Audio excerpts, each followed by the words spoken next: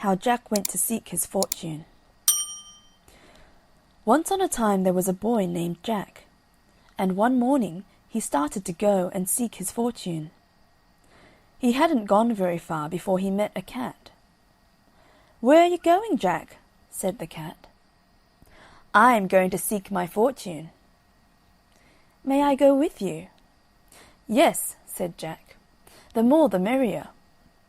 So on they went, jiggelty-jolt, jiggelty-jolt.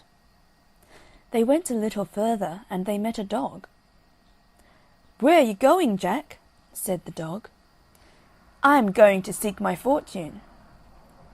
"May I go with you?" "Yes," said Jack, "the more the merrier." So on they went, jiggelty-jolt, jiggelty-jolt. They went a little further, and they met a goat. "Where are you going, Jack?" said the goat. "I am going to seek my fortune." "May I go with you?"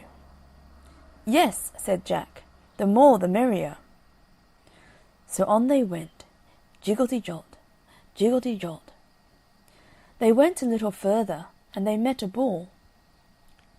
"Where are you going, Jack?" said the bull. "I am going to seek my fortune." "May I go with you?" "Yes," said Jack, "the more the merrier." So on they went, jiggelty-jolt, jiggelty-jolt. They went a little further, and they met a rooster. "Where are you going, Jack?" said the rooster. "I am going to seek my fortune." "May I go with you?" "Yes," said Jack, "the more the merrier." So on they went, jiggelty-jolt, jiggelty-jolt. Well, they went on till it was about dark, and they began to think of some place where they could spend the night.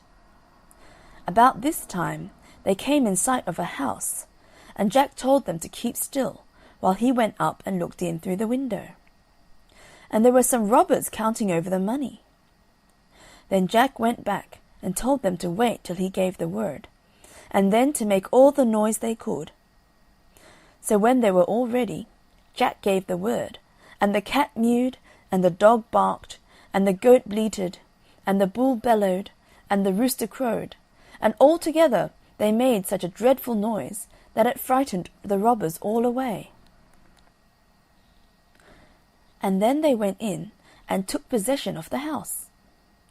Jack was afraid the robbers would come back in the night, and so when it came time to go to bed, he put the cat in the rocking chair, and he put the dog under the table, and he put the goat upstairs, and he put the bull down cellar, and the rooster flew up onto the roof, and Jack went to bed.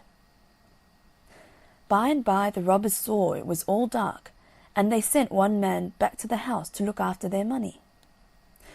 Before long he came back in a great fright, and told them his story. "I went back to the house," said he, "and went in and tried to sit down in the rocking chair, and there was an old woman knitting, and she stuck her knitting needles into me." That was the cat, you know. "I went to the table to look after the money, and there was a shoemaker under the table, and he stuck his awl into me." That was the dog, you know. "I started to go upstairs, and there was a man up there threshing, and he knocked me down with his flail." That was the goat, you know. "I started to go down cellar, and there was a man down there chopping wood, and he knocked me up with his axe." That was the bull, you know. "But I shouldn't have minded all that if it hadn't been for that little fellow on top of the house, who kept a-hollering, 'Chuck him up to me! Chuck him up to me!'" Of course, that was the cock-a-doodle-doo.